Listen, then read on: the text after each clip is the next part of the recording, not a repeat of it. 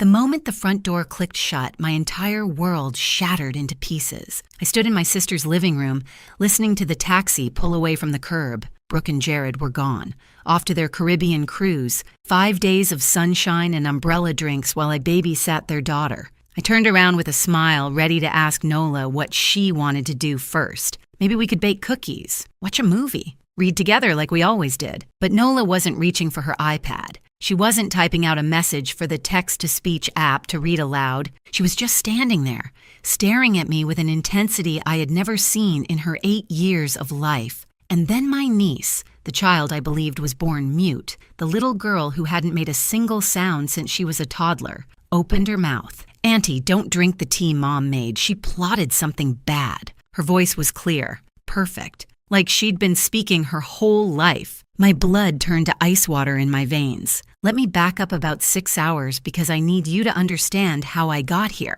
how I ended up standing in my sister's house, discovering that everything I thought I knew about my family was a carefully constructed lie. My name is Lisa Rames. I'm 32 years old. I work as an accountant at a mid-sized firm in Columbus, Ohio. Exciting stuff, I know. While other people dream about exotic vacations and romantic adventures, I dream about perfectly balanced spreadsheets. My therapist says I use numbers to feel in control. My therapist is probably right. That morning started normally enough. Saturday, coffee, quiet apartment. I was actually enjoying the peace when my phone rang. Brooke, my older sister. 6 years between us, but sometimes it felt like 60. Her voice was honey sweet, which should have been my first warning sign. Brooke only used that voice when she wanted something. "Lisa, I have the biggest favor to ask." Turns out she and Jared had booked an anniversary cruise.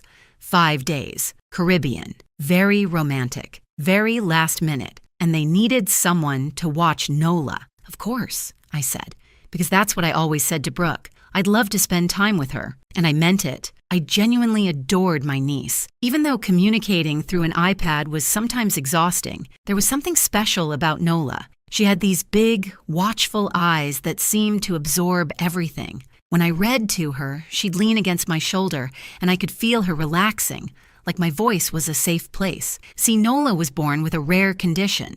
At least that's what Brooke always told everyone. Something neurological that affected her ability to speak. The doctors caught it when she was about 3, Brooke said. Nothing could be done. I never questioned it. Why would I? She was my sister. Mothers know their children.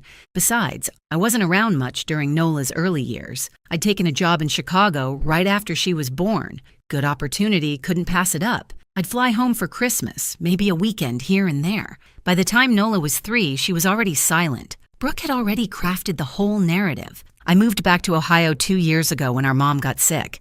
Cancer, the slow, terrible kind. I wanted to be closer, wanted to help. During those months, I started spending more time with Nola, reading to her, bringing her books, just being present. Even without words, we built something real. Our dad, Harold, had died 3 years before Mom. Heart disease.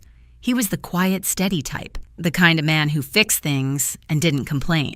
After he was gone, it felt like the family lost its anchor. When Mom finally passed 14 months ago, she left behind a trust, about $1.2 million, their entire life savings, Dad's life insurance, everything. The terms were clear. Both Brooke and I had to sign for any major withdrawals. Mom was smart that way. She also left me the family home since Brooke already owned property. At the time, I thought it was fair. Now I wonder if Mom knew something I didn't. Anyway. Back to that Saturday morning, I drove over to Brooke's house around noon. Nice place. Big lawn.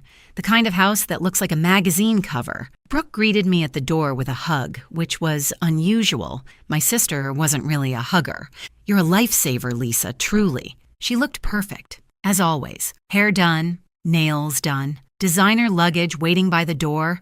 Jared was loading bags into the taxi that had just arrived. He barely looked at me. Just a quick wave, a mumbled hello. He seemed nervous, sweaty, but Jared was always kind of twitchy. I didn't think much of it. Brooke walked me through the house like I'd never been there before. Here's the kitchen. Here's Nola's room. Here's the remote for the TV. And then she opened the refrigerator and pulled out a large thermos with a yellow lid. "I made this for you," she said, pressing it into my hands. "Herbal tea for stress. You look tired, Lisa. "You've been working too hard." Something about the way she said it felt off, too insistent. But I smiled and thanked her, because that's what I did with Brooke. I smiled and thanked her and never pushed back. She had always been the one with the solutions, even when I didn't ask for them. When I went through a bad breakup at 25, Brooke's prescription was lavender oil, green juice, and a vision board covered in George Clooney pictures. "Manifest your future husband," she'd said. I still have trust issues with vision boards. The taxi honked. Brooke hugged me again. 2 hugs in one day, definitely weird, and rushed out the door. Jared followed without a word. I watched them climb into the car, watched it pull away. Then I closed the front door, turned around, and found Nola standing there, looking at me like she was about to tell me the world was ending. "Auntie, don't drink the tea Mom made. She plotted something bad." I couldn't breathe, couldn't think. The thermos was still in my hands, suddenly feeling like a bomb. My niece, who I believed was born mute, had just spoken to me in a perfect, clear voice, and she was warning me that my own sister was trying to poison me. Before we continue, if you're enjoying this story, please hit that subscribe button and tell me in the comments where you're watching from and what time it is there. I read every single comment, and your support truly means the world to me. Now, back to what happened next. I set the thermos down on the counter like it was radioactive. My hands were shaking so badly I nearly dropped it. Then I turned back to Nola and sank down to my knees, bringing myself to her eye level. "Nola," I whispered, you can talk?" She nodded. Her eyes were huge, scared, but there was something fierce in them too, something determined. "I always could, Auntie. Mommy made me stop." The room tilted. I had to put a hand on the floor to steady myself. "What do you mean, made you stop?" And that's when my 8-year-old niece told me a story that ripped apart everything I thought I knew about my family. Nola wasn't born mute. She never had a neurological condition. That was a lie my sister had been telling for 5 years. Until she was 3, Nola talked like any normal toddler. She said her first words, learned new ones every day, sang songs, asked a million questions, said, "I love you" at bedtime. Then one afternoon, everything changed. Nola was playing upstairs in her room. She got thirsty, so she crept downstairs to get some juice. Mommy was in the kitchen, talking on the phone. She didn't notice the little girl standing in the doorway. Nola heard words. Most of them she didn't understand, but some of them she recognized. Aunt Lisa, money, out of the picture. When Daddy's gone, then Mom, and then we get everything. She trusts me completely. She's so stupid. Nola was 3 years old. She didn't know what out of the picture meant, but she understood Aunt Lisa, and she understood the mean, cold way her mommy said, "stupid." The next day, innocent and confused, Nola asked her mother, "Mommy, what does out of the picture mean?" Brooke's face went cold. She grabbed Nola's arms, too hard, leaving little bruises, and knelt down until they were face to face. "Listen to me very carefully," she said.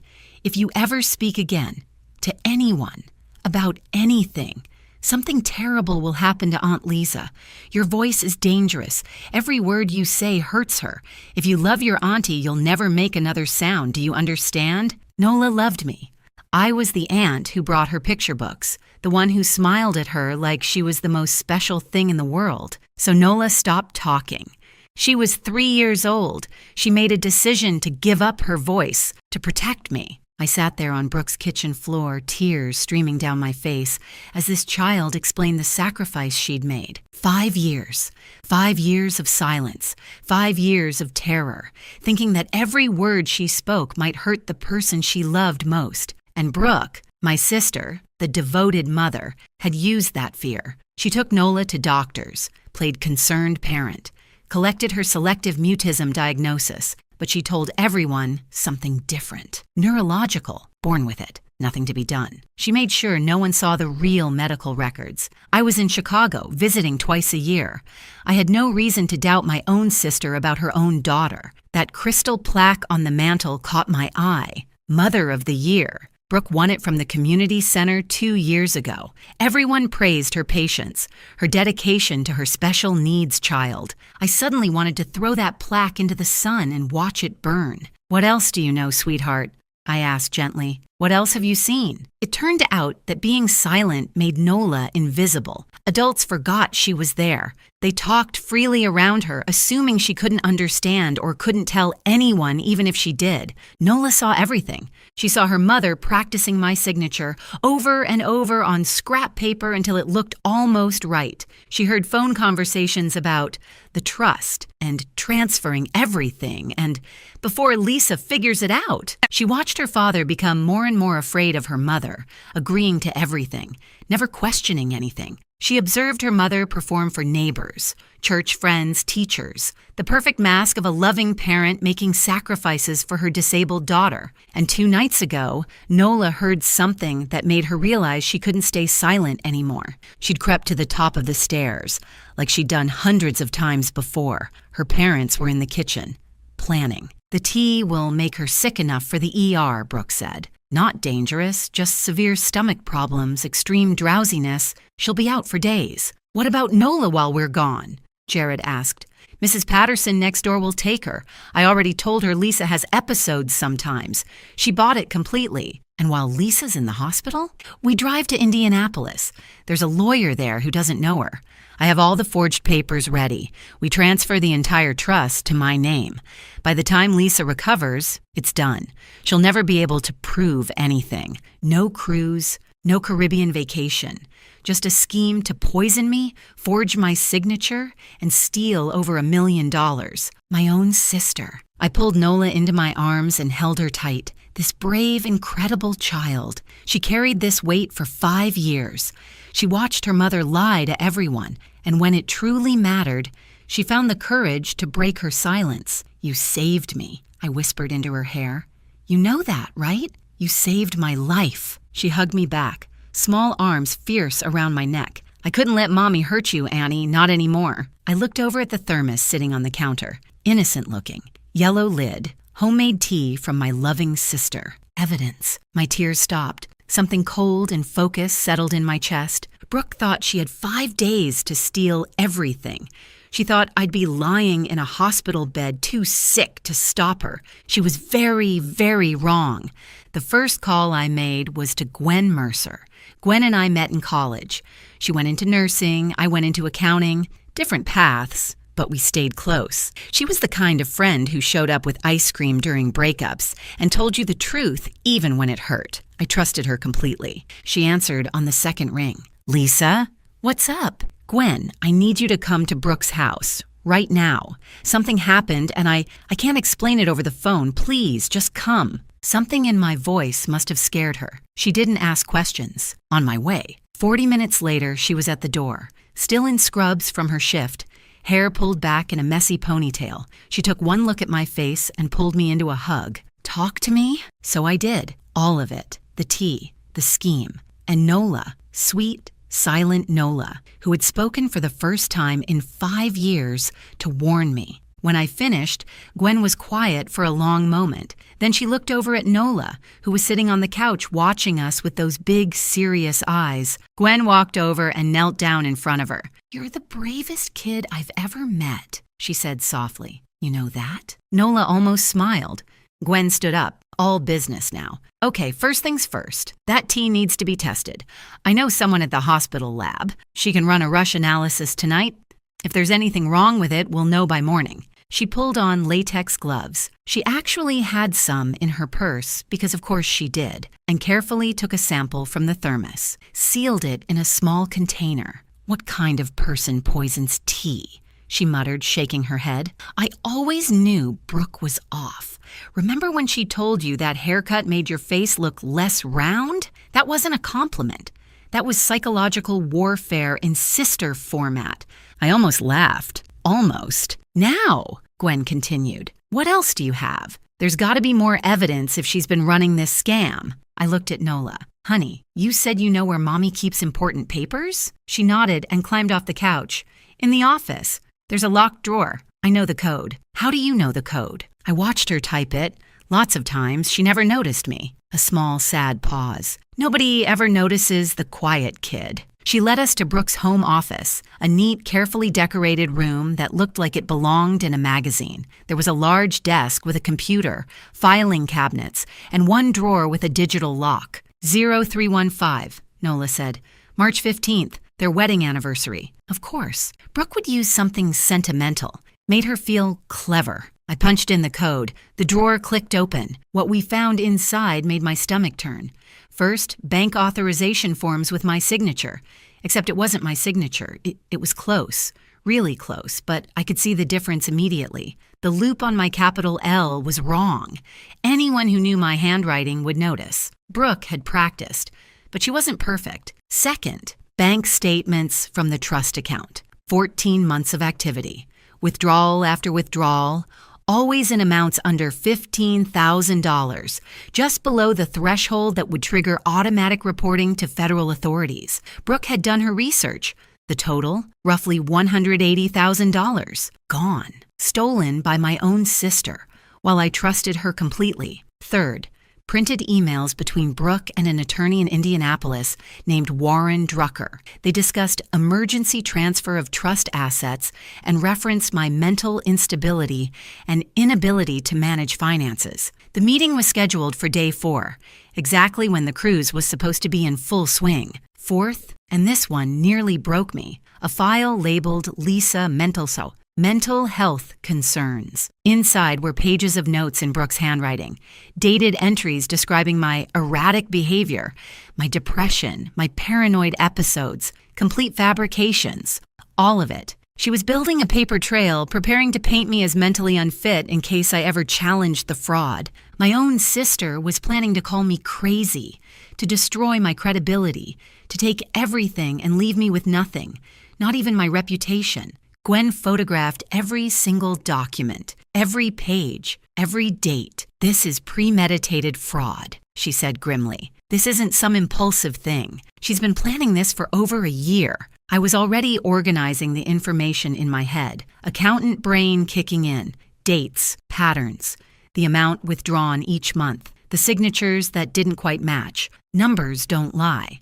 And these numbers told a very clear story. Then Gwen's phone buzzed. Her contact at the lab, working the overnight shift, had rushed the T analysis. The results, a concentrated combination of a powerful laxative compound and a sedative herb. Not lethal, but absolutely incapacitating. Anyone who drank it would be violently ill and barely conscious for 48 to 72 hours. Hospital-level sick. Exactly like Nola said. Brooke wasn't trying to kill me. She was too smart for that. She just needed me out of commission long enough to steal everything. I thought about my emergency savings account. $8,000 tucked away in a separate bank that nobody knew about. A financial advisor told me years ago to always have walk-away money. I'd followed that advice quietly, never mentioning it to family. Now that money was going to fund my fight. Sometimes boring financial planning saves your life. There was one more call to make. Kevin Calloway. We were in the same study group in college. He went to law school while I went into accounting. Now he was an assistant prosecutor in Franklin County. I called him, explained everything. When I finished, there was a long silence. Lisa, he finally said, this is fraud, forgery, attempted poisoning, and what your sister did to that child. Coercive control, psychological abuse. That's serious, very serious. What do? You let me handle the legal side. I'll coordinate with local police and reach out to the FBI. This crosses state lines, which makes it federal. We'll contact the Indianapolis lawyer, too. He might be an unwitting participant, or he might be in on it. Either way, we find out. And Brooke, she can't know you're onto her. If she gets spooked, she could disappear with whatever money she has access to. You need to make her think her plan is working perfectly. I looked at the thermos, still sitting on the kitchen counter. I had to pretend I drank it. Pretend I was sick, pretend I was helpless and incapacitated while my sister drove to Indianapolis to rob me. 3 days of acting. The performance of my life. I can do that, I said, and I meant it. Day 2. Time to become an actress. I sat in Brooke's living room, staring at my phone. Nola was beside me on the couch, quiet but watchful. Old habits die hard. Even now that she could speak freely, she still observed everything with those careful eyes. I dialed Brooke's number. It went straight to voicemail, which I expected. If she was really on a cruise, she'd have limited cell service. Of course, she wasn't on a cruise. She was in a hotel in Indianapolis, preparing to steal my inheritance. But I had to play along. I made my voice weak, shaky, pathetic, the kind of voice someone uses when they're barely holding it together. Brooke, something's really wrong. I've been so sick all night, throwing up, dizzy. I can barely stand. I think I need to go to the hospital. Nola's okay. Mrs. Patterson can take her if I have to go to the ER. I'm so sorry to ruin your trip. I'll figure it out. I hung up. My hands were steady. My heart was cold. Gwen, who was sitting across from me, gave me a thumbs up. Oscar-worthy performance. Really, the quiver in your voice at the end? Chef's kiss. Thanks. I learned from watching Brooke fake emotions my whole life. 2 hours later, my phone buzzed. A text from Brooke. Not a call. Not a worried voicemail demanding to know which hospital. Not a frantic message asking to speak to her daughter. A text. Oh no. Feel better soon. Don't worry about Nola. Mrs. P is great with kids. Rest up and take care of yourself. See you in a few days. I stared at that pink heart emoji for a long time. My sister might have poisoned me. She was actively planning to steal over $1 million from me, and her response was a cartoon heart and an exclamation point. I've seen people put more effort into responding to a wrong number text. At least throw in a concerned face emoji, Brooke. Show some range. She didn't even ask about the hospital, Gwen said, reading over my shoulder. Didn't ask which one. Didn't offer to come home. Didn't ask to talk to Nola. Nope. Your sister is actually a sociopath. I'm starting to think actual sociopaths try harder than this. Over the next few hours, Gwen's husband, who worked in IT, gave us a quick lesson in social media tracking. Turns out Jared wasn't as careful as Brooke. His Instagram still had location services enabled. He'd posted a selfie at a coffee shop yesterday morning, grinning like an idiot. Geotagged to Indianapolis, Indiana. No beach, no cruise ship, no Caribbean sunset. They were exactly where Nola said they'd be. While Gwen worked on tracking their digital footprint, I went back to the evidence drawer. There had to be more. Brooke was meticulous. She kept records of everything. I found them at the bottom, underneath a stack of old tax returns. Letters, handwritten, dated during our mother's final months. My hands trembled as I read them. They were from Brooke to our mother, Patricia, written while Mom was dying of cancer, while she was weak and scared and fighting for every breath. In these letters, Brooke begged, no, demanded, that Patricia change the will, leave everything to Brooke alone, cut me out completely. Lisa is single. She doesn't have responsibilities like I do. I have a daughter to raise. I need this money. You always favored her anyway. This is your chance to finally make things right. If you ever loved me, you'll do this. The manipulation, the guilt, the cruelty of pressuring a dying woman. And then I found Mom's response, handwritten on her personal stationery. The handwriting was shaky. She was so weak by then, but the words were strong. I will not punish Lisa for being responsible. I will not reward you for being greedy. The trust stays equal. This discussion is over. Do not bring this up again. I love you, but I am disappointed in who you've become. Mom, Patricia refused. Even on her deathbed, she protected me. So Brooke waited. She waited for our mother to die. And then she started forging. I sat there on the floor of that perfect home office, holding my mother's final words in my hands, and I cried. Not for myself, for Mom, for the betrayal she saw in her own daughter before the end. Auntie? Nola's small voice. She'd come to the doorway. Yes, sweetheart? Are those letters from Grandma? Yes. She walked over and sat down next to me on the floor. Her little hand found mine. Grandma told me something once. She said quietly. When Mommy wasn't in the room, she said, watch your mama, little one.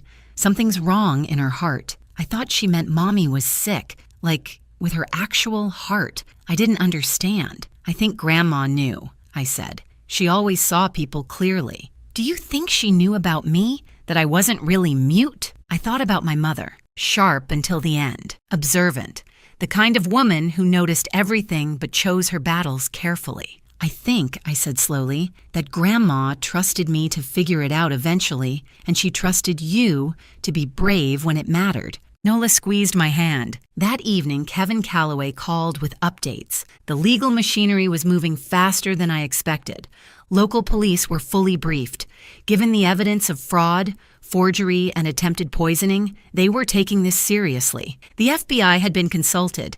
Interstate wire fraud, transferring money across state lines through deceptive means, was a federal offense. Brooke had made this a federal case all by herself. And the Indianapolis lawyer, Warren Drucker, Kevin's contacts had reached out to him. Turns out, Drucker had been having doubts. The signatures on the authorization forms looked slightly off to him. He was already considering canceling the meeting. When authorities explained what was actually happening, he agreed to cooperate fully. The sting was set for day 4. When Brooke and Jared walked into that law office expecting to complete their theft, police would be waiting. "Your job," Kevin reminded me, "is to keep pretending. Keep sending sick updates. Make her believe everything is going according to plan." So I did. Day 2 text.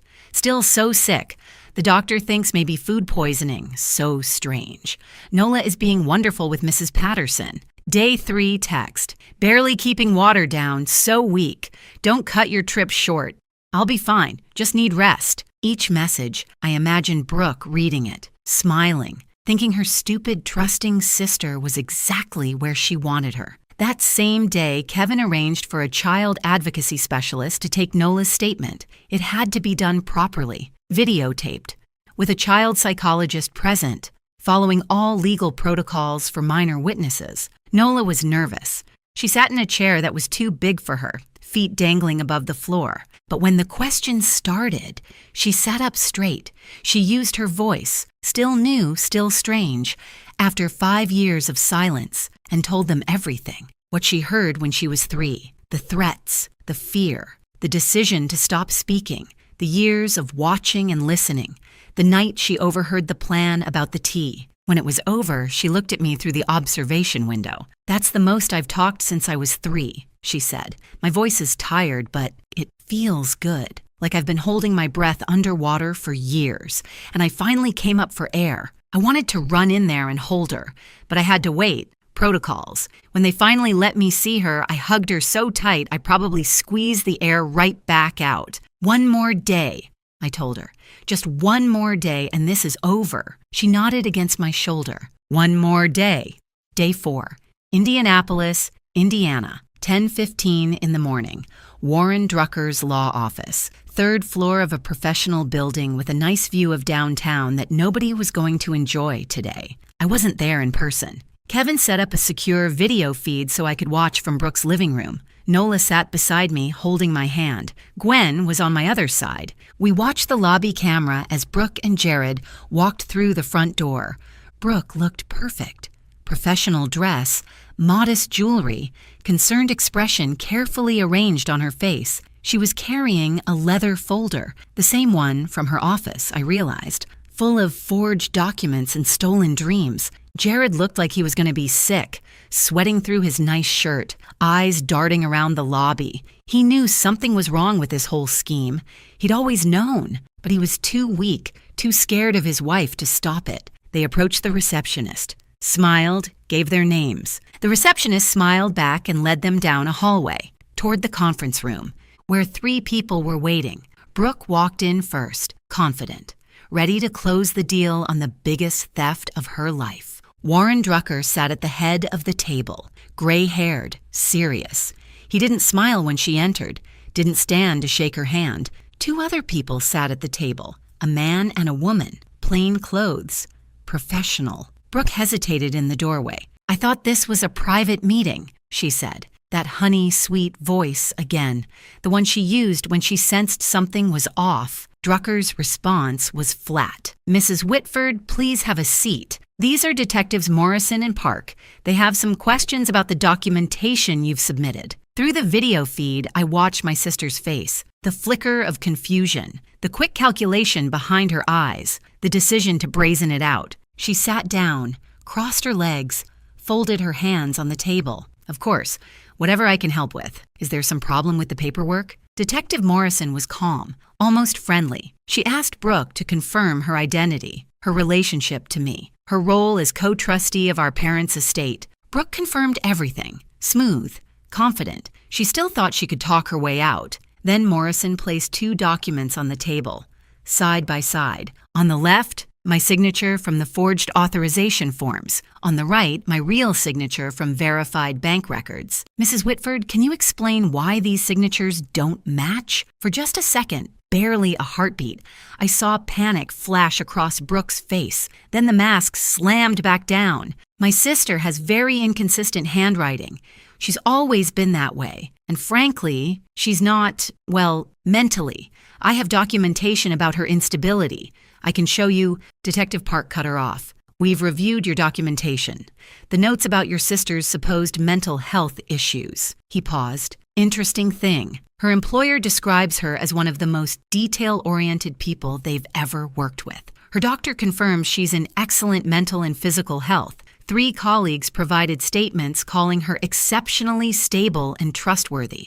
The mask was cracking. They don't see her like I do. Family knows the truth. Mrs. Whitford. Morrison's voice was still calm, but there was steel underneath now. We have bank records showing $180,000 in unauthorized withdrawals over 14 months. We have email correspondence with this office discussing emergency trust transfers. We have forensic analysis of your sister's signatures proving forgery. She placed another document on the table. And we have lab results from the tea you prepared.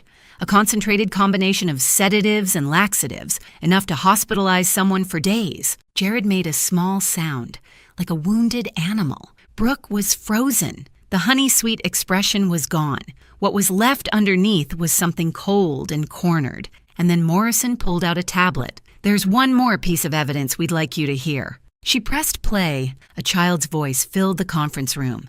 Clear, steady, unmistakable. Nola. My mommy told me when I was 3 that if I ever talked again, something bad would happen to Aunt Lisa. She said my voice was dangerous, that every word would hurt her. So I stopped talking.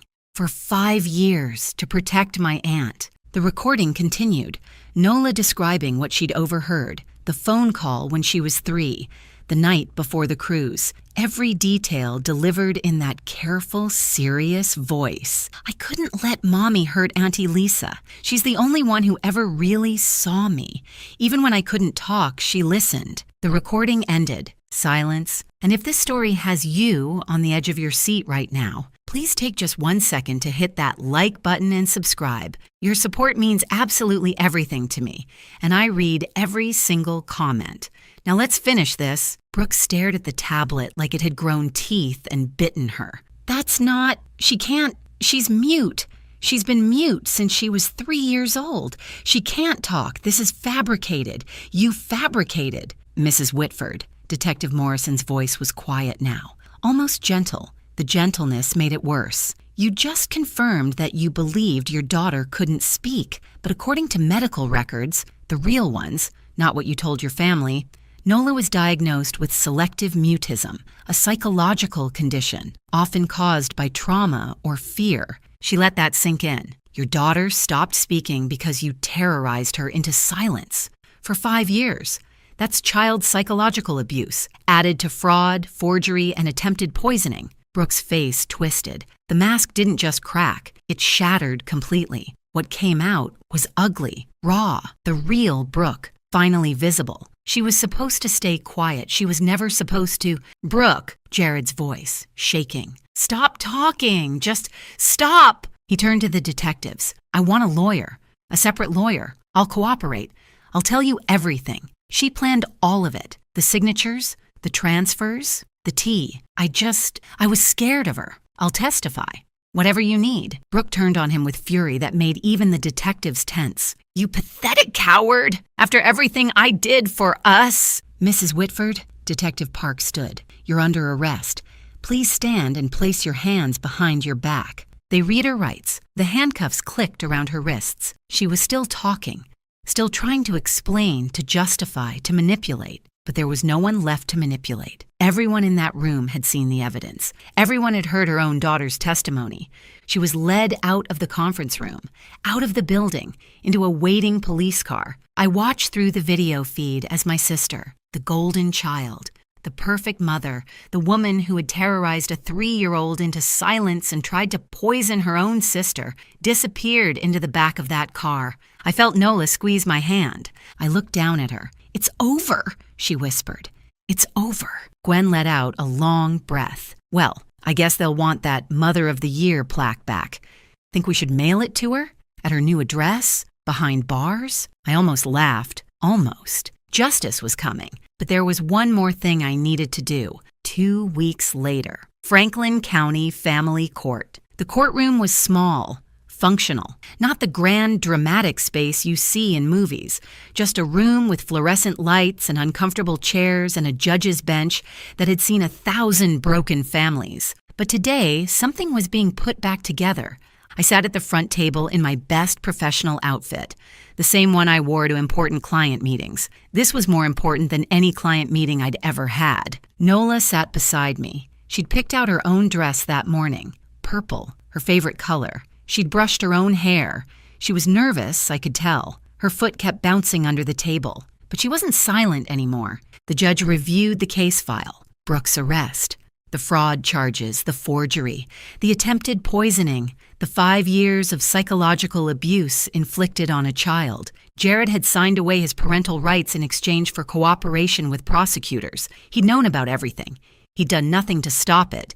He didn't deserve to be Nola's father, and somewhere in that weak, cowardly heart of his, he knew it. The judge looked up from the papers. He was an older man with kind eyes behind wire-rimmed glasses. "I've reviewed the emergency custody petition," he said. "Given the circumstances, the arrest of the mother, the cooperation of the father, and the extensive documentation of psychological abuse, I'm prepared to rule." He turned to look at Nola directly, not at me, at her. "Young lady, I understand you've recently started speaking again after many years of silence. That took tremendous courage." Nola nodded. She was gripping my hand so tight I was losing circulation.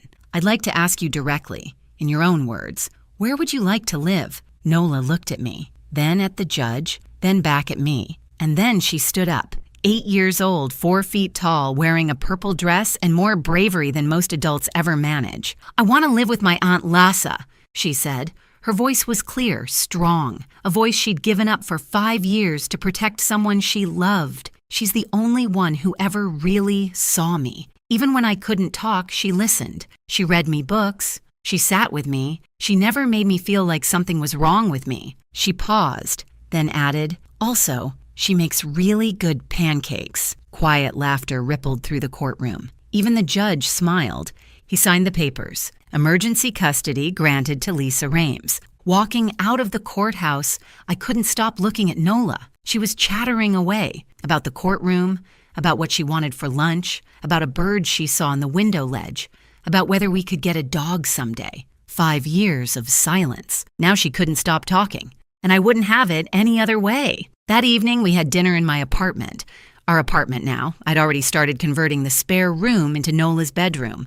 Purple walls, her choice, bookshelves everywhere, a cozy reading corner by the window. "Aunt Lisa?" she asked through a mouthful of pasta. "Yeah, sweetheart? Can I tell you about dinosaurs?" I smiled. "Absolutely." What followed was a 25-minute lecture on every dinosaur species Nola had ever read about, complete with detailed analysis of which ones would win in fights. Apparently, velociraptors are totally overrated because of movies, and T-Rex has unfair advantages because of media bias. The real winner, according to Nola, would be the Ankylosaurus, basically a tank with a built-in weapon. I nodded along seriously to all of it. I didn't need to understand dinosaur combat theory.